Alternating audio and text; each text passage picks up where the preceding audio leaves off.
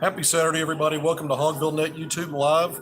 Pregame, it's the Arkansas Razorbacks after, a 9-day layoff between games. A lot of 2 days in between that, but the Razorbacks hosting a dangerous North Carolina-Wilmington team this afternoon at 4 o'clock p.m. Central Time at Bud Walton Arena in Fayetteville. I'm at Jose's Bar and Grill in Tawnytown, coming to you live for the pregame show. For those joining today, thank you, and we're going to get into it here, kind of break down the matchup a little bit, go through some other things, because I think with Arkansas right now, where this team is, it's a little bit uncharted territory in some respects, and I think this is a team still trying to find itself, and it's not always just about the team that's on the other side of the coin in game to game in each matchup. Of course, you got to find ways to win, but I think Arkansas is still trying to find itself. And they've had stretches in previous seasons. It becomes a broken record when we talk about it. Previous seasons where the team really has had some bad stretches. Usually it's the start of SEC play or right around there. This one started in November. We know Arkansas lost 3 out of 4 games there in a really tough stretch. But also, Arkansas is also right now, when you look at it, with all the very few games, a lot of days in between games in the month of December, Arkansas's managed, going back to Duke, the final game in November, that win at home. Arkansas's won 4 of its last 5 games. Now, all of those games were at home, except for the Lipscomb contest, counts as a home game toward Net, but that was in North Little Rock, a neutral site. Then Arkansas has the loss in that last 5 games to Oklahoma earlier this month. So as we get ready to close out December, we're also closing out non-conference play today. The Razorbacks in Wilmington will mark the final non-conference game for the Hogs. 13 games in non-conference. Arkansas is trying to get to 9-4. I mentioned this team has won 4 of its last 5 games.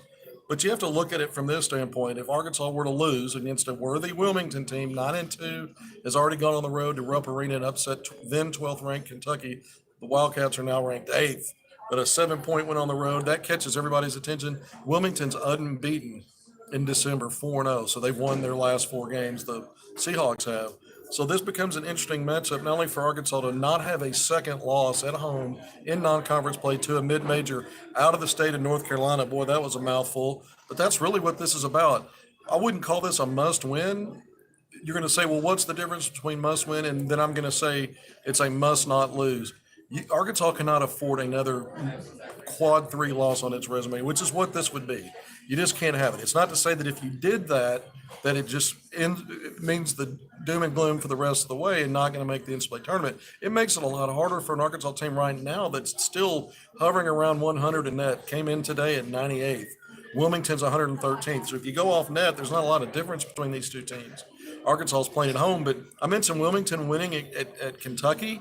Earlier this month by 7 points. Wilmington is 6-2 playing away from home. It's one of those mid-majors that's played most of its game away from its home court. Got to pay the bills in non-conference play, but 6-2 away from home, including 5-1 in true road games. So it says a lot about the fact that this is not a team that plays better at home and not well on the road. It's one of those teams that looks forward to these opportunities, and it's a program that under the current head coach, the previous 2 years combined to win 51 games. Back in 2021 or 21-22, I can't remember which one. This team won the postseason CBI tournament, won a championship, not the NCAA, of course. So Wilmington's, been a good program under the current leadership. And it's a team that, again, you come into it knowing you've already lost to Greensboro, that started that 3 losses in 4-game stretch that poured into the Bahamas. Really bad stretch. Arkansas, since that time, even though they've won 4 out of 5, the Razorbacks have been very enigmatic. They've struggled to get to the finish line in most of those games that they won. And it's been one thing or another that kind of leads to some of these problem areas. But there's a lot of positives too, aside from just the current pace of winning 4 out of 5. You can't do that unless there are some things that are going well for you also. And so when I really started to write about this and drill down in it and talk about it, in my most recent preview story to HogvilleNet, I kind of go into the fact that some of the things, like on defense, Arkansas in the 4 wins, not counting Oklahoma, the loss, in these last 5 games, in the 4 wins, Arkansas has held these opponents all below 40% shooting from the field. They're hovering between 38 and 39%. That includes Duke. When you look at the 3-point shooting, if you drill down even deeper on that, Arkansas has held those teams all in the 20s except for Furman. Furman was the one team that got over 30%. The other ones were in the 20s. So your overall field goal defense, your three-point field goal defense, even though Arkansas has been up and down in three-point field goal defense, and certainly that was the case against OU in that loss, when you look at those last 4 wins, it's been pretty darn good. Now, there have been some missed opportunities by teams that are getting open looks, but Arkansas has done a pretty good job defensively when you look at it from from the percentage standpoint. Where are the problems then? Why is Arkansas struggling in a lot of these games where it's just too close for comfort? Arkansas's built leads. I mentioned the 4 wins. They've had at minimum a 14-point lead in each of those games. You end up beating Duke by 5. Had a near collapse at the end. You beat Lipscomb by 3. You had a 20-point lead with 10 minutes to go. Had a collapse down the stretch of that game. You look at this most recent game against Abilene Christian 9 days ago. Boy, it seems like a long time. You started slow. You were down 7 at halftime. You were down 9 in the first minute of the second half. So you're not seeing a well-oiled machine right now with Arkansas. And I've talked about the defensive percentages. And on offense, Arkansas's percentage in those wins have been really good when you look at shooting. When you look at the shooting stats, Arkansas in those 4 wins, over 40% from 3. Well over 50% on 2-point field goals. So you have a huge disparity between what Arkansas has done offensively and what other teams are doing defensively. When you look at shooting percentage, you're going, well, how are these games so tight? It's the hustle and blue-collar plays. That's what's killing Arkansas. Arkansas has a really difficult time generating steals, less than 5 per game. Arkansas's, I think it's right around 5 per game, and then they're only generating less than 12 turnovers per game. So both of those numbers rank near the bottom of the NCAA Division I. Conversely, opponents are turning Arkansas over more than the Razorbacks are, averaging 1 to 2 turnovers more per game forced against the Hogs than what Arkansas has been able to generate, and they're getting 1 or more steals per game than Arkansas. Then you look at the glass, the offensive rebounding. Arkansas is not a very good offensive rebounding team. One of the, it ranks in the 300s, of less than 9 per game. Opponents, conversely, are getting between 11 and 12 per game on the offensive glass. So you start seeing these little differences. You say, well, it's not a lot, but it adds up. What happens is teams are getting more possessions, extra possessions, extended possessions. They're able to get more live ball turnovers and maybe convert those into some easy scores. And so even though when Arkansas in some of these games has been sound initially defensively, they're not closing out defensive possessions with a defensive rebound necessarily. Or they're fouling. Arkansas fouls a lot, 20 fouls per game, and teams are shooting 22 free throws per game, between 22 and 23. Arkansas is one of the leaders in NCAA, around 27 free throw attempts per game, ranked 7th in D1. They're always good at generating them. But on the other end, if you're fouling and putting teams at the line, those margins start to shrink. And then you've got to be good somewhere to offset some of your other problem areas. So even in the free throw game, Arkansas has not been good enough. Good enough getting there, not good enough keeping other teams off the line. Arkansas's efficiency is about middle of the pack, 71.5%.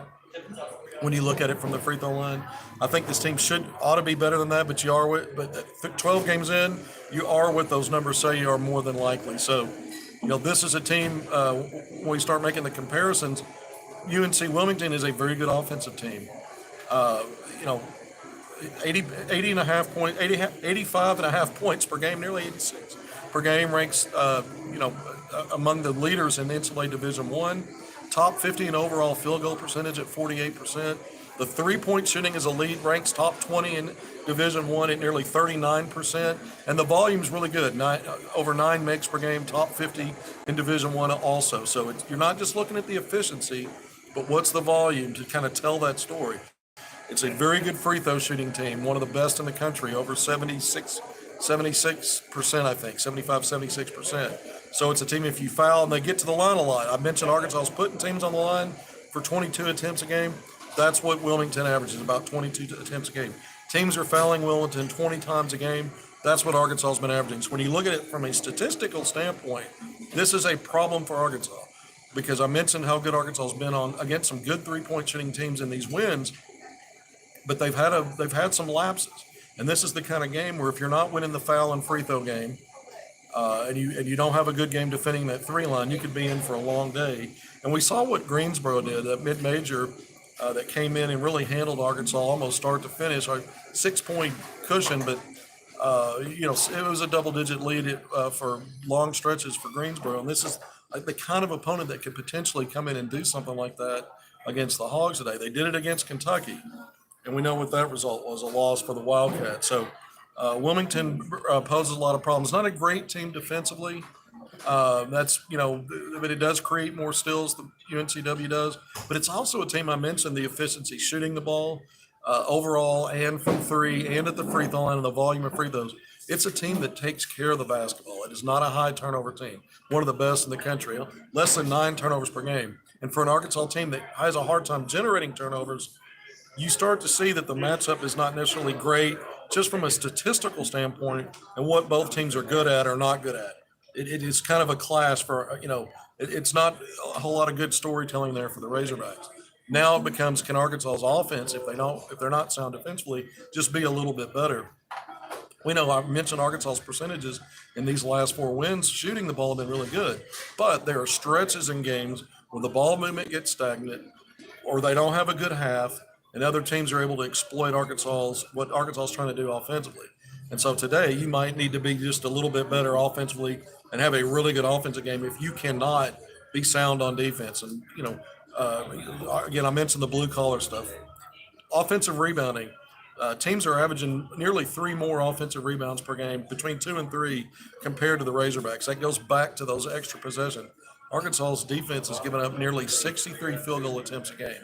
Teams are shooting nearly 6 more shots per game than Arkansas. So even when you're driving down, again, the efficiency of the other team and your efficiency is better, more opportunities mean that sometimes you can offset that. And that's why we've seen, I think, Arkansas build leads and not be able to sustain them, because somewhere along the line in those games, the blue collar stuff just fails them. They cannot get it done consistently in the hustle plays. Again, that's steals, forcing turnovers, getting to 50-50 balls. It might turn into an offensive rebound for the other team or a defensive rebound in possession for you if you win it. Those are the little things that are different.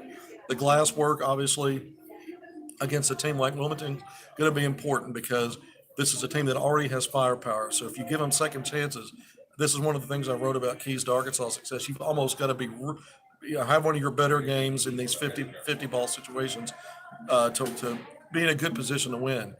There's more than one way to skin a cat, and you can have some letdowns and some problem areas and still win, because we've seen Arkansas do that. But this team will take advantage. This is a true submarine, 5 in, 5 out, five in to replace 5 type of team. We know Nolan used to do that back in the day a lot. But this is a team that'll do it. Eric Melsman talked about it in his press conference earlier this week.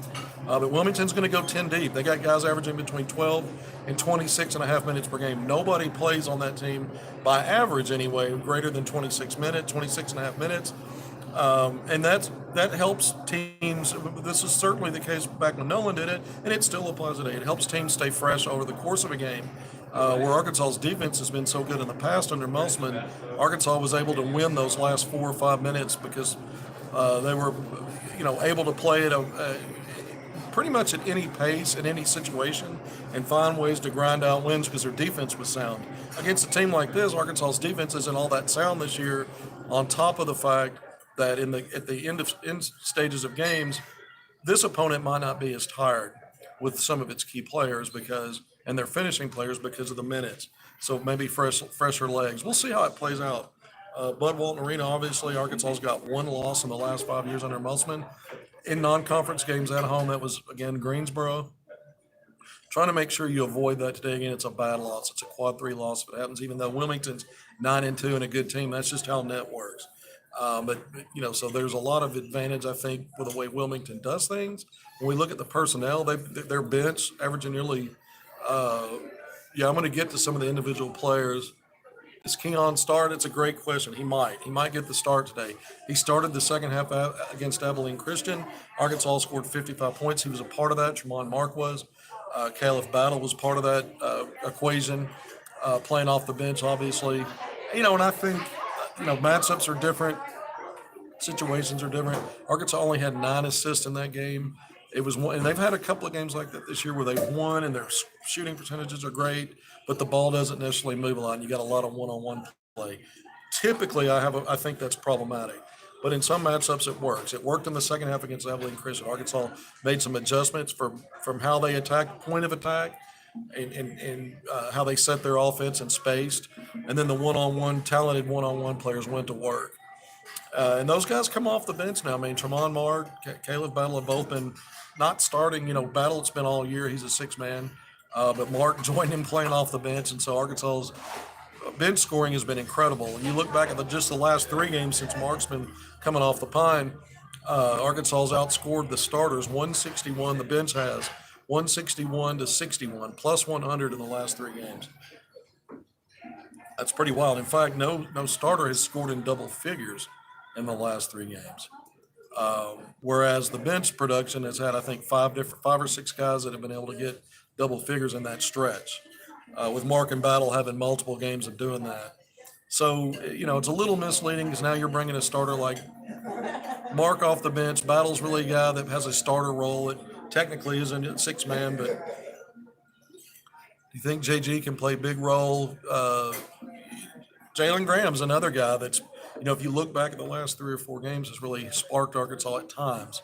Hasn't been a volume rebounder. I think that, he did against Oklahoma, but other than that, he's not giving you a lot of production on the glass.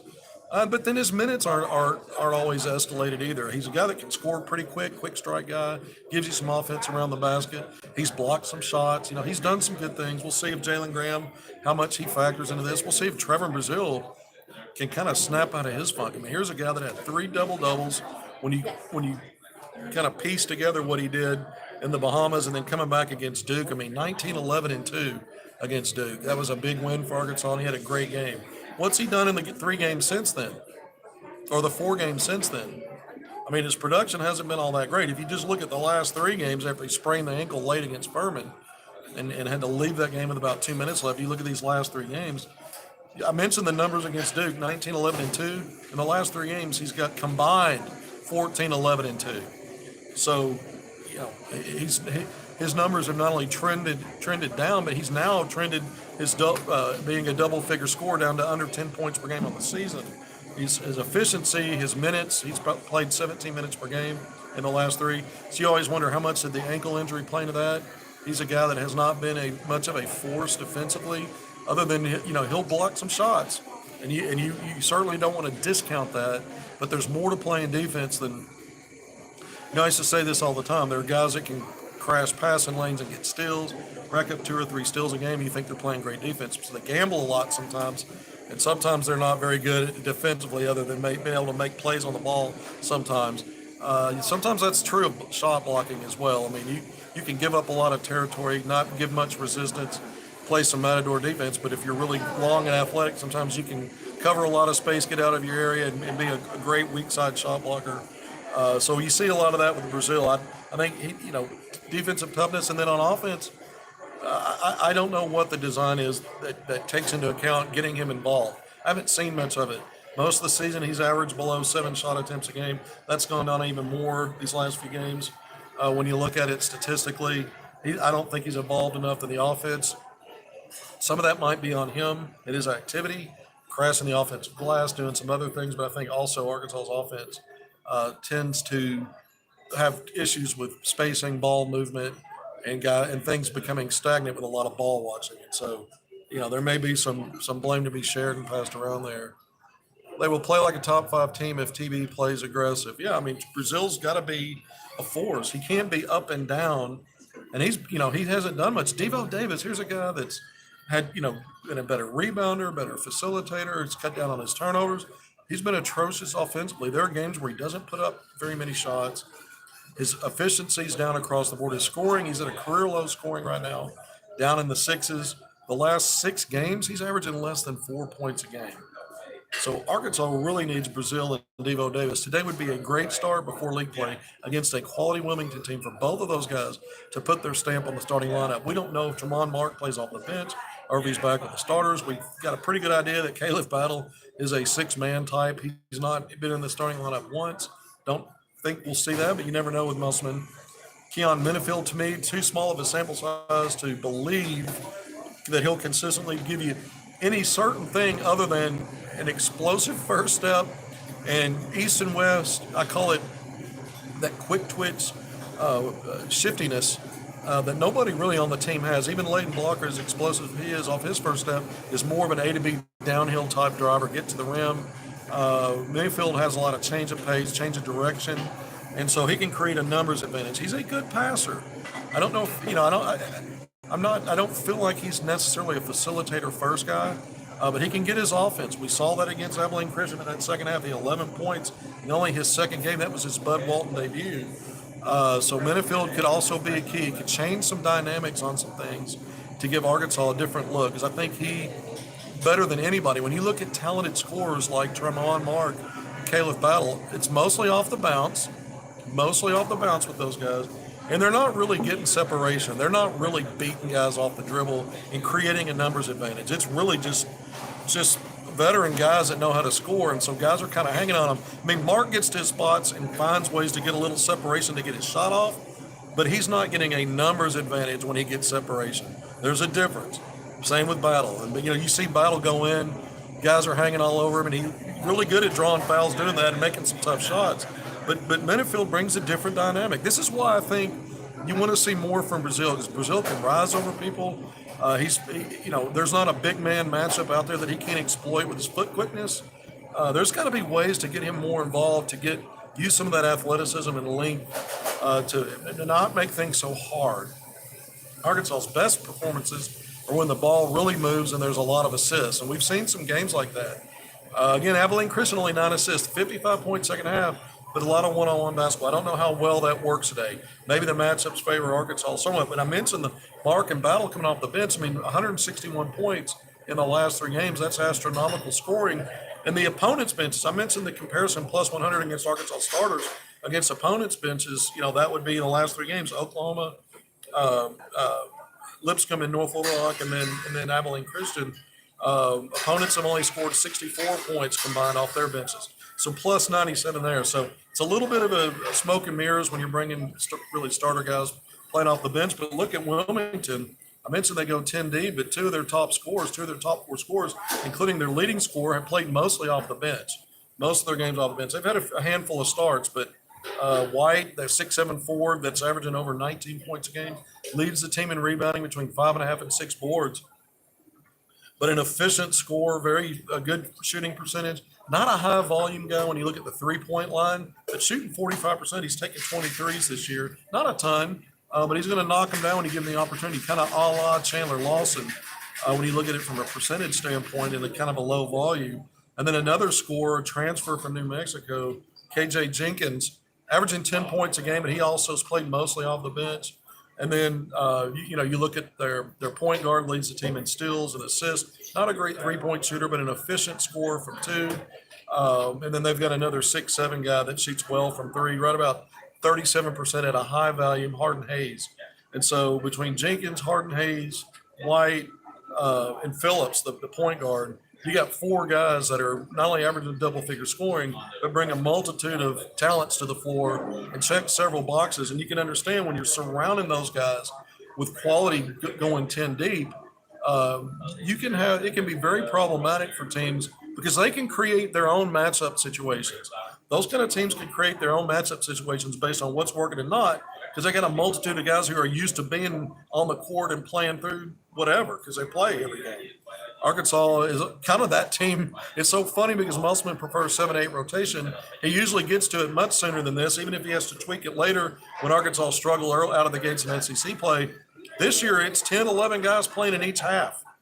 And it's not because – so it's kind of a double-edged sword.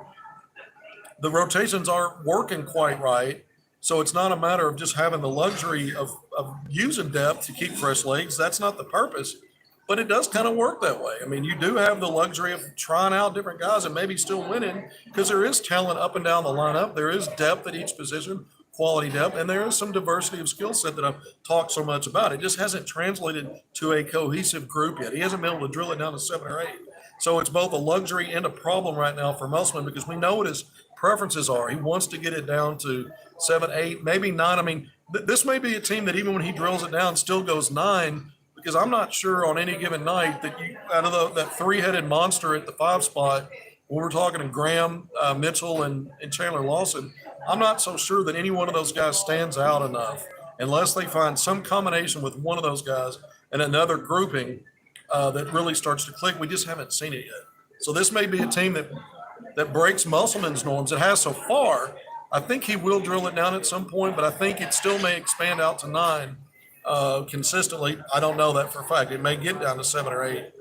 But SEC plays right around the corner. I mean, a week from today, you open at home against an Auburn team. That's going to be a quad 1 result. Auburn's ranked up there around 20th in net, right outside the top 25 in the AP poll. I think they were ranked 26th. 20. When you looked at the voter points, they don't do the rankings beyond 25, but you get what I'm saying. They were in the 26th slot, just about to break through. So, these are 2 tough games coming up. And you would want to think with all this time in between games throughout the month of December, when Musselman talks about going through 2-a-days, every time Arkansas gets back on the court, you still see a lot of this stuff rear its ugly head. Again, efficiency, when you look at it overall in these last 5 games, has been really good on both sides of the ball. When you look at shooting percentages, it's just the blue-collar stuff. When you add up the blue-collar stuff with the fact that Arkansas, as great as it is at getting to the free throw line, fouls a lot and puts teams out there in near equal measure, it just offsets the other stuff. And so it can look bad and dysfunctional, especially when Arkansas goes through long stretches where the ball doesn't move on offense. The efficiency be damned. I mean, you've got long stretches where you struggle and the other teams are able to hang around. And that explains, why this team's got 4 losses in non-conference play, trying to avoid the 5th loss. If Arkansas loses today, let's look back. Arkansas came in preseason ranked 14th in AP, just about all the polls around 14th, top 15 for sure. It started 3-0. But if Arkansas loses today, this is a team that will have gone 5-5 in its last 10 games. There is no more clear picture of mediocrity at best, and in some ways not even mediocre, heading into league play. That's not really been a problem for Arkansas as much as it's had stretches in the past under Musselman. And, 2 years ago, they did lose to OU, got blown out, then lost to Hofstra in North Little Rock, came back and ate a cupcake in Elon before losing its first 3 SEC games. But really, non-conference play is where Arkansas's kind of come in at least with a solid resume, not a lot of bumps and bruises, and then you get into league play, and that's where it's kind of reared its head as they made the adjustments to that level of competition. Arkansas's had tougher schedules the last 2 years, fared better in non-conference last year than they have so far this year. That's obvious. And so today, Wilmington is one of those, maybe you don't call it a must win, but you certainly don't. It's more of kind of leans more to that must not lose. You just got to find a way to win it. The win doesn't really help your resume other than you avoided a bad loss. So and that's, you just don't want to start stacking those. And they're not going to be a lot of bad loss opportunities in SEC play anyway. And you're going to have to start knocking down some quad 1 opportunities. Mentioned Auburn will be the first one out of the gates in league play, but Arkansas is going to have several after that. But 2 games in a row now at home with a week in between. This is an opportunity for Arkansas maybe to take another step and to show some kind of growth as a team. And again, I'm going to keep doing this, I guess, until we get out of non-conference play or however long it takes. It's not like Arkansas's only quality win was Duke. Purdue didn't count. That was an NCAA tournament kind of atmosphere, or a Big Ten atmosphere, as the head coach, Matt Painter, told me. Both teams had full decks. Everybody was healthy.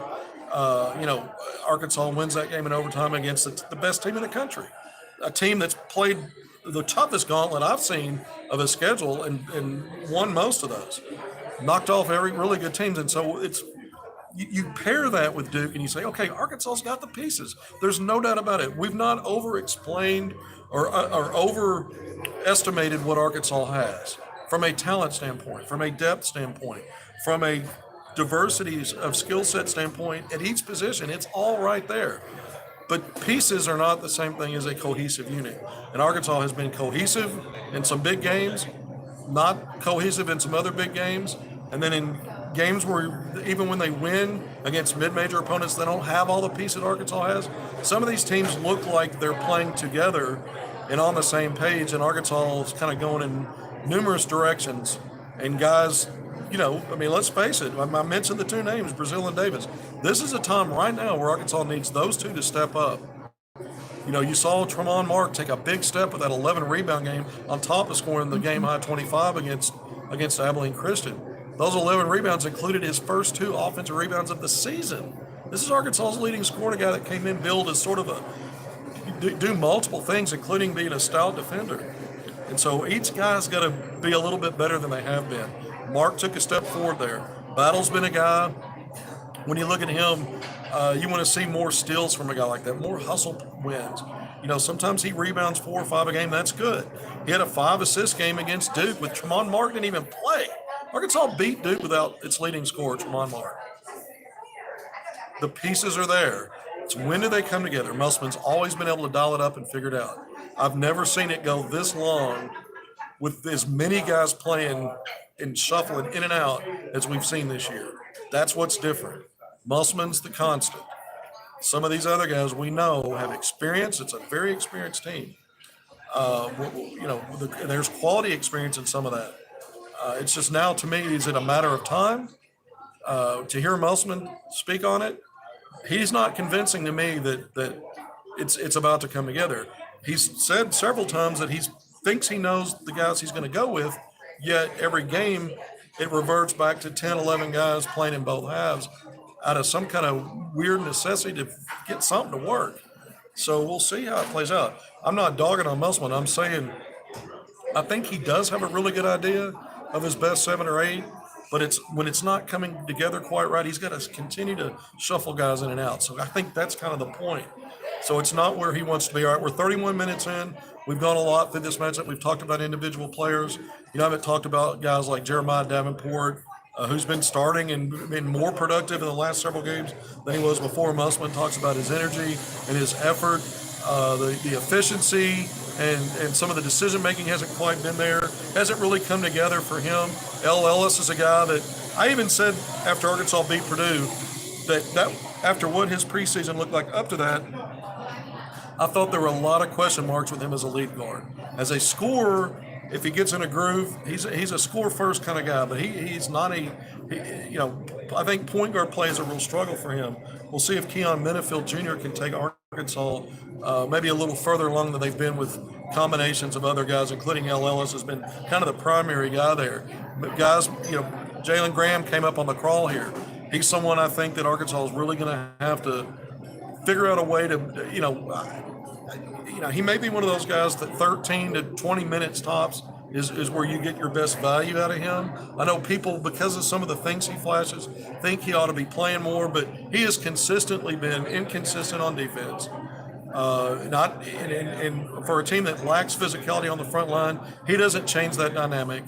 He's not going to stretch or space the floor offensively, so you can play through him. He's a guy who can post up. That's not Brazil's game. Mekhi Mitchell is not really a guy you're running much offense through low. You kind of bring him out to set screens and play that way. That's his strength. So Graham can operate 12 feet and in with his various moves and, score over his shoulder, turning left to right. He's got some good stuff, but he's not consistently sound at both ends of the floor. But, he's been a work in progress, and I think there's a lot of stuff that is left to be desired. Chandler Lawson's a guy that's been up and down. There are games that he's really good for Arkansas, and you see it in the hustle plays. He's one of the guys on the front line when you start talking deflection, steals, blocks, kind of combining several things, and then he'll get on the glass, put Davenport in at the 4. I'm doing the pregame. There's a curtain behind me. There's a window behind me at Jose's Bar and Grill in Tawny Town. That's my sponsor. It's HogvilleNET YouTube Live. It's our pregame analysis, whatever. I just kind of meander and rambling, whatever's topic fired off in my little brain. There's our dancing waitress in the background, always making me giggle. So we're trying to get through this idea that if Arkansas gets to 9-4 today, the Hogs will be 5 out of their last 6 wins. Five wins in their last 6 games if they can manage to beat Wilmington. It's weird to say if they can manage to beat a team, but this is where Arkansas is at right now. You don't go into any game supremely confident based on what you thought this team was and what the pieces are, because the pieces have not really come together yet in the way that leads to sustained success. They've sustained some success, but it's been real bumpy and raggedy, as Nolan would say, some raggedy rides. You just don't know when the next Viper is going to, rise up and bite you again. And this is a dangerous opponent today in the Seahawks. Going back through some of these players, you talk about small ball. That's another thing that's been talked about a lot lately. Maybe Arkansas is just better with four guards, an undersized 3-4 type like a Davenport on the court, and kind of playing mostly that way. I mean, in certain matchups, that'll work. Certain stretches of the game, just change of pace, different looks, and that part of that's the personnel on the court. Yeah, I don't know that you can just say, okay, this is what we're going to ride with. We're going to be small ball the rest of the way. I don't know that's true for Arkansas. I don't know that that's the best way to do it. It certainly would be more optimal. It would certainly be more of an option, I think, if Trevor Brazile was a little tougher in terms of physicality and be able to play a different kind of game around the basket. You know, he's good at stretching the floor. He's good in transition. Again, he's good in space, getting out of his area to block shots. All of those are athletic plays, but there's a lot of guys kind of willing their way around him defensively because he'll get out of the way. And so, so I'm saying if that's just not the kind of player he is, at least not right now. And so I think it's trouble. I think he's the one guy that probably, other than that, which is a big statement, would give Arkansas the best opportunity maybe to play a small ball lineup. Another one's, again with Jalen Graham. I mean, I just don't think he's tough enough around the basket physically and getting rebounds consistently. So Arkansas is going to have to at times keep two bigs on the floor, the way I see it. Now, if they prove me wrong, then we'll acknowledge that. But you have to do that every game. You have to do it consistently in most games, not just here and there against certain matchups. But it's an interesting concept. I mean, because Arkansas's guards, the way it's playing out right now, have been the strength of the team overall, and that's typically true in college basketball. And the way the game's played, space the floor, spread it out, get driving. Your best ball handlers kind of initiating things. Arkansas's got a lot of talented scorers again, but a lot of that's one-on-one. I don't see Arkansas getting a lot of easy scores in most games, especially when you see those low assist games. They're having to work and play one-on-one. All right, so Wilmington's a tough matchup today. We'll see what happens. We're going to do a post-game show when the dust settles. We'll be back on here going live tonight from Bud Walton Arena to break it all down and see where Arkansas's at. Again, the goal is to get to 9-4. But let's talk real quick about recruiting. I've been watching some of the players that Arkansas's focused on, because I cover the high school scene here in Arkansas. A lot of really good players. We talk about it often, but the last few days, the King Cotton Holiday Classic, a big event down in Pine Bluff. I was there for 2 of the 3 days. I missed the middle day, and Keith Smart, the Arkansas's assistant coach, was down to see these recruits. So it was good that Arkansas had a presence, as did some other high major schools, including Auburn. Corey Williams, the former Arkansas assistant, was there. Memphis had Rick Stansbury in the house. There were some other guys popping in and out. Some of the, we'll just start with the in-state guys. Massive double-double last night for 2026. 5-star Sean J.J. Andrews, just a sophomore at Little Rock Christian Academy. Physically looks like, maybe a sophomore or junior at the college level. 6'5", pushing 6'6" wing. Really, I love the quickness in his footwork, his explosive ability, but massive double-double last night. 33 points, 20 rebounds in an overtime loss. And it was a game where Landry Blocker, kind of his athletic cohort on that, and a big guard in the backcourt, didn't play a whole lot. And so Andrews was kind of, you look at those stats, and this is a guy that was just relentless. It was a back and forth game. Again, it went to overtime. His team lost there. But Andrews is, he's top 20 nationally in that class of 2026. So not only a 5-star, he also has taken part in Team USA mini camps. So he's already getting his foot in the door in some of the national stuff outside of just how the rankings see him. But here's a guy that I think has been and will be and should be a priority for the Arkansas Razorbacks. We talk about a deep 2026 class in the state of Arkansas. Jake Lanier is another big guard out of Maumelle I like. He wasn't in King Cotton this week, but still want to bring him up because he's another guy that I think is eventually a 5-star. He's not far from it now, but he's a guy that I think will end up being that. But Terrion Burgess, class of 2025, a more sense of urgency because, that'll be the next high school class that Arkansas is really looking at. But Burgess, 6'9" combo forward out of Benton, a double overtime game for Benton yesterday, and unfortunately a loss. But Burgess hit a 3-pointer to beat the buzzer to send the game to the first overtime. But he ends up with 35 points, 8 rebounds, and 5 assists. So a huge game for Terrion Burgess. And, 29 of his points were in the second half. So he was 6 points at halftime, 29 in the second half and overtime.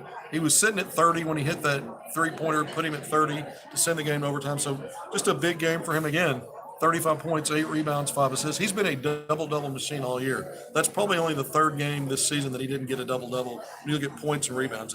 I interviewed him after it. He talked about, by the way, we went back and talked about that Duke game. I know it's a month ago, but he was talking about how he really wanted to get in there and play. He just loved that atmosphere. But he was disappointed that he didn't have more rebounds in a double overtime game. He focused on that and not the 35 points or the fact that Benton had a strong game. And so that tells me he's a competitor. And I've already known that. But as you continue to track with guys, you pay attention to those things. And he was sincere in saying that. And Burgess is, like, again, 6'9", his length's insane. He's a long strider. He walks guys down in transition to block shots. He'll drive down the lane, and the next thing you know, he's dunking the ball. He's a lefty. His perimeter skill continues to improve. He scored at all 3 levels, that's for sure. So Burgess is a guy that I think Arkansas is in great shape with. And I know Arkansas coaches stay on him. They're in constant contact. Not too long ago, we're down at a Benton game at Benton High School. I was there that night just a couple of weeks ago. So Arkansas continues to put eyes on Terrion Burgess. By the way, he was named to the first team all-tournament team at King Cotton. So there's a lot of great talent. I mean, 5-star talent there. Multiple 5-star players, really, really good teams. 5 or 6 teams that are ranked in Max Prep's top 50. So it was a really good event. And I always enjoy going to do that. But there were other guys. I mean, Arkansas's also got an offer out to 2025. Jashawn Hayes out of Whitehall, big guard. So I know Keith Smart got to put eyes on him as well on Thursday when he was down there. And then there were some other, when you look at Duncanville, Texas, this is what's interesting. We know that's where Anthony Black came from. Arkansas's got offers out to 2 2025 guards. Caden Bug Edwards, who also made the first team, had a 41-point game on Thursday. When I watched him play on Wednesday night, he led his team with 26 points in a loss against Pine Bluff. And then on Friday, he had another 20-plus point game. So another all-tournament selection. But Caden Bug Edwards is a quick, slender build, 6'3", a little taller than Keon Minifield Jr., probably a couple inches taller, similar builds, also very quick, just an outstanding scorer, and a high-effort guy. And you look at B.J. Davis-Ray, another top 50, Caden Bug Edwards ranked top 65, B.J. Davis-Ray, 6'6", big guard, rated top 50, 4-star for Duncanville. He's a guy that, didn't put up the numbers that Edwards did, but still showed me a lot. I mean, he blocking shots, getting rebounds, can play a physical role as a guard, as a big wing, can also hit the three, do some other things. Maybe want to see him a little bit more aggressive offensively at times. But I like B.J. Davis-Ray. So both of those guys have been on campus, by the way. They've attended Arkansas Razorback games. So keep an eye on those two. And also Beckham Black, a freshman, a ninth grader for Duncanville, started the game I saw. He didn't score in the first half, 3 rebounds, 3 assists. The second half, he scored all 14 of his points and really was the catalyst in bringing Duncanville back from a double-digit deficit in most of the game against Pine Bluff to actually taking a lead, ending the third quarter. But he was 4 or 5 from 3. I interviewed him after the game. All this is on my Twitter feed, by the way, over the last several days if you haven't seen it. But he's a confident young man. We talked a little bit about Anthony Black and his brother, what the differences are between the two of them and some other things. And so we'll see. I was tweeting out that he's a hog target. Arkansas is going to go after him.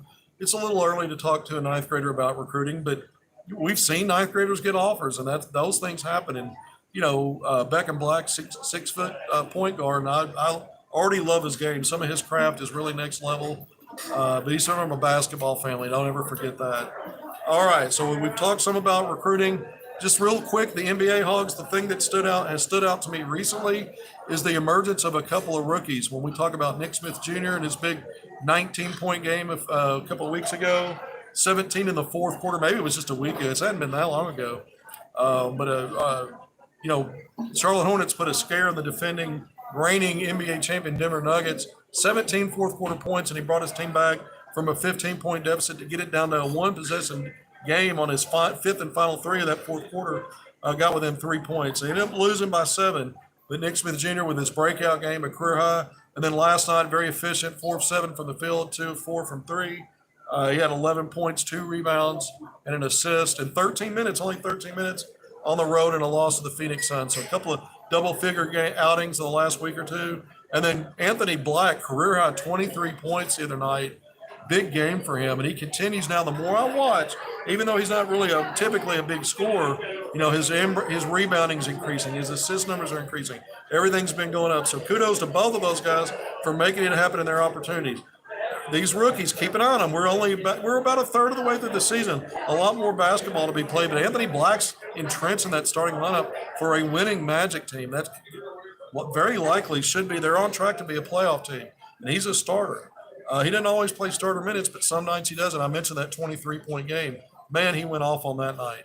And then Nick Smith Jr., I think he's going to continue to get more opportunities with the second unit as we move forward. And I think some of these guys, they'll hit a wall too. Rookies do. We don't know which ones play through it better than others until we see it actually play out.